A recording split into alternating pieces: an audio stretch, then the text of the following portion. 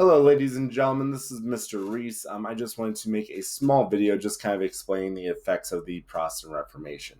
Now, I know I made a lot of these videos, especially for the people at home, but the thing that I really want you guys to understand is that I'm trying to get through this as quick as possible so we can really get going on some other units that are going to take up more time. Okay, so when it comes to this, I'm going to get started, but before I do, just remember that we do have a guided notes that goes along with this. So just follow along with it.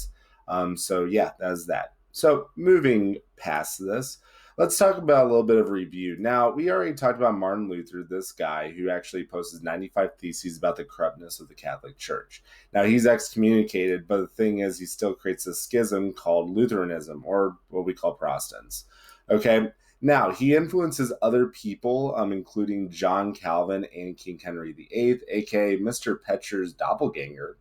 So there is that. Yeah. And then, as we know, the printing press plays a major aspect with the spread of messages because since, people can now read because of the printing press and, documents become more readily available for them, they're actually able to read and think on their own and be like, hey, maybe what Martin Luther is saying is like correct, and we really need to focus on readjusting the Catholic Church a little bit. So moving past this actually influences a lot of people, including a guy by the name of John Calvin. Now, John Calvin was influenced by what Martin Luther said, but he did a little bit more research and he created his own schism. And that schism actually is Calvinism. But the one thing that's the major difference between the two is that Calvin believes in something called predestination. Now, let's break down this word. Pre means before, and then destination is obviously, the place that you're going to. And so this is the idea that God already knows where you're going, whether you're going to heaven or hell. All right. And he just kind of preaches this and talks about how this is a thing that has happened, and this is a thing that is going to keep happening. Okay, so it's just a little bit of a difference between the Protestants and what we're going to be calling Calvinism, all right, which is his sect of Christianity, of his sect of Protestants or Protestantism. All right. He also believed in this idea that church should not interfere with state and state should not interfere with church. So, that whole separation of church and state, he actually believes in this. All right. So, moving past Calvinism, we have this idea of other Protestant groups that actually form. Just a couple of little that are sprinkled around. We get people that are called the Anabaptists. All right. And these people believe that people should be baptized as adults. All right. Just not as babies, but also as adults. These people include, the Baptists, also the Amish and the Quakers. So just a little bit of a little fun history fact for you when it comes to other Protestant groups that kind of stem from this. So, those Amish, they did stem from the Protestant Reformation. All right, so Catholic Church, as I said, starts realizing that people are not very happy with what they're doing. All right, and so they actually meet between 1545 and 1563. Okay, in this meeting called the Council of Trent. And they agreed upon four different things. All right, so he believes that no other group of Christianity should get into heaven, which is going to be a major thing later this presentation because Martin Luther already nailed his grievances once to the church. He's going to do it again if he needs to. All right. They also said that indulgences, shouldn't happen because people are starting to realize how bad they are. All right. And he also said that faith is not enough. You should also do good works. All right. This leads to a lot of practices that we see even today, which is the idea of going on mission trips or, giving to the poor or doing something to help out other people in society. All right. And then finally, they have this idea of, the Catholic Church being necessary. So the Catholic Church is the first church of Christianity that we see. And they believe that they are the ones that need to stay the course and be the people that are going to lead Christianity into this new realm of the Renaissance.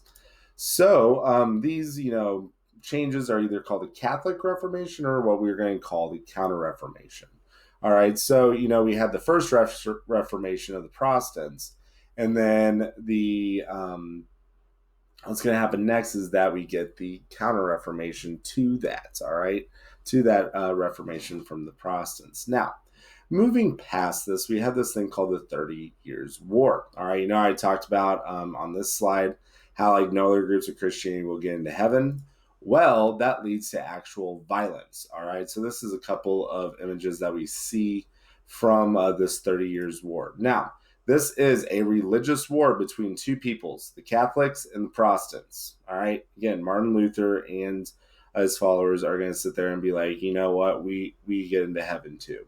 Okay, you guys aren't going to stay corrupt like you guys always have been. All right, and so a bunch of different regions end up becoming a part of this war. You guys got to remember that this is a very feudal society still. There's still a bunch of regions with kings and lords and different types of people like monarchs that are going to be controlling different armies. So the results of this, all right, this gets into a really bloody war, and it actually gets a little complicated. I'm not going to go into that complication. I'm just going to say this is that the Protestants win. Okay, they win the war, and they end up becoming a legitimate or true sect of Christianity where they are able to get into heaven. Okay, and this is actually written down in this treaty called the Treaty of Westphalia. Okay, so it's an area that they signed the treaty at. So that is that. So a little bit of violence that, when it comes to this religious reform. All right, so let's talk about some of the effects of the Protestant Reformation. So first thing, it actually weakened the Catholic Church, as we know from the 30 Years' War, on top of losing followers and just a bunch of other things. All right, it actually strengthened the power of different monarchs, so kings that have like divine rights. All right, the kings have the power, both religious and governmental or political. Okay, the Catholic Church actually has no control over these people anymore because they, are given that right by God. Okay, religion is no longer a unifying thing of Europe, too. So, religion is now breaking off into all these different sects of Christianity. So, religion's not really that unifying as we see. And this actually leads to the very, very declined Holy Roman Empire. Okay, now that's still coming around, but the problem is that the Holy Roman Empire is really weak at this point. And, the 30 Years' War and the Protestant Reformation doesn't help it whatsoever. Okay, and Catholics end up controlling the West and South. Okay, and then Protestants are North and East. So we're talking about like Germany's, like Switzerland area, like that's what we're talking about. All right, but this leads to a monarch that we get in a king, King Henry VIII. All right, that word right there is heir, so you can see that actually on the presentation. But he's a very interesting dude, and he actually creates his own sect of Christianity as well.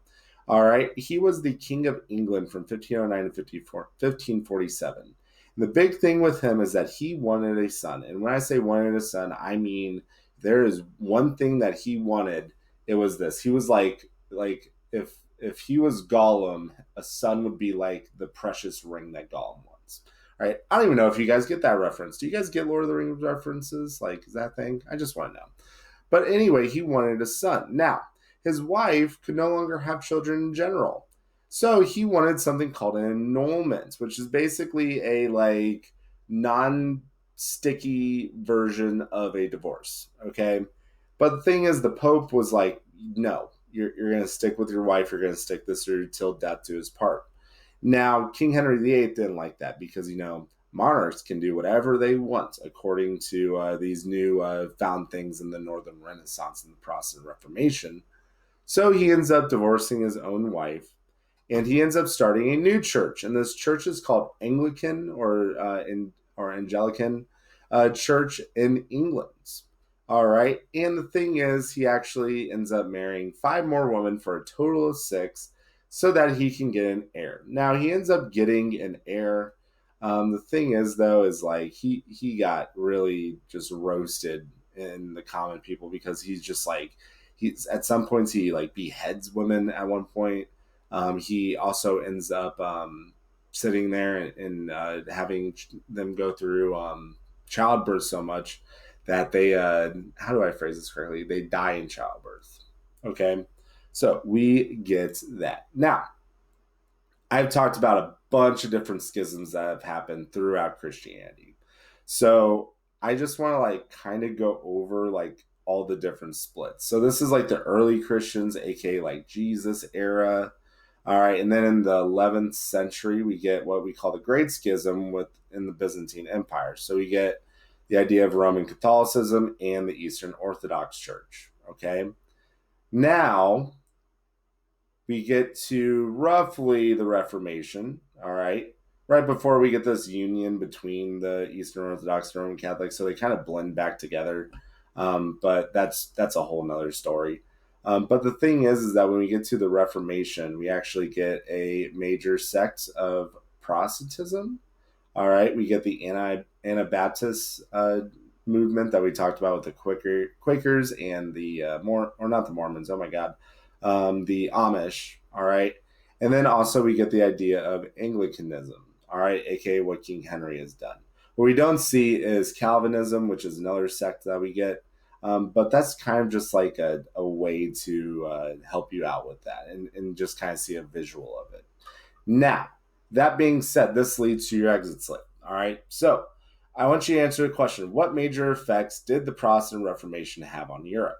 Now, I want you to ace this. Okay. We talked about acing our writing before. So again, it is answer the question, cite evidence, and then explain why that evidence actually, fits your answer. Now, you may sit there and be like, Mr. Reese, you did not give us any sort of sources to actually read. That's fine. You can still answer this question. So you can say some of the major effects are, not unifying, Europe anymore with religion. You can talk about, it started monarchs having more control. You can add all those different things. And you can actually add multiple if you want, all right, to make a stronger argument. So when you go to cite evidence, instead of saying like in quote one, in doc one, or whatever we did when it comes to that, you can actually say, an example of this is, and then give your example. Okay. So like if I were to do this, I would say like one of the major effects of the Protestant Reformation is that religion became not a unifying factor for all of Europe. All right, an example of this is when we get to the 30 Years' War. 30 Years' War is obviously the war between the Protestants and the Catholics. All right, and then I would say this shows that, religion actually broke people apart instead of unifying them like it did before when, we had the Holy Roman Empire and just Roman Catholicism. Okay, so just to give you kind of an idea about that. Now, if you made it to the end of the video, you can actually use that as your answer. Okay, so yeah, that's that. Other than that, ladies and gentlemen, I am done. If you guys have any questions whatsoever, I know this was, or email me. I know this was a longer video than usual, but you know what? It's all very, very important information. Again, any questions, let me know. Bye.